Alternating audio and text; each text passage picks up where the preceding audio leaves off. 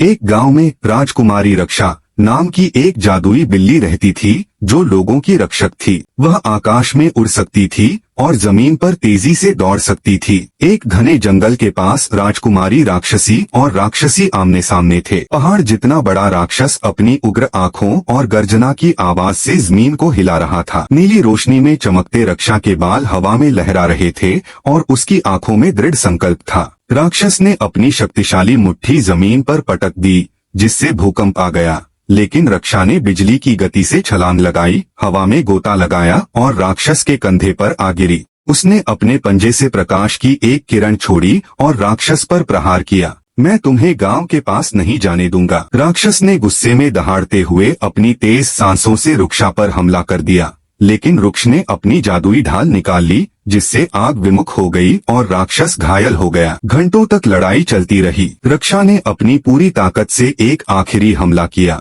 और अपनी सबसे शक्तिशाली प्रकाश किरण से राक्षस की आंखों पर प्रहार किया। राक्षस चिल्लाकर अपनी शक्ति खोकर गिर पड़ा, लेकिन जैसे ही रक्षा जीत के करीब पहुंची, राक्षस मुस्कुराया और बोला, तुमने मुझे हरा दिया है, लेकिन मेरी शक्ति तुम्हें हमेशा के लिए बदल देगी। क्या यह जीत वास्तव में एक जीत थी या कोई और खेल शुरू हो रहा था?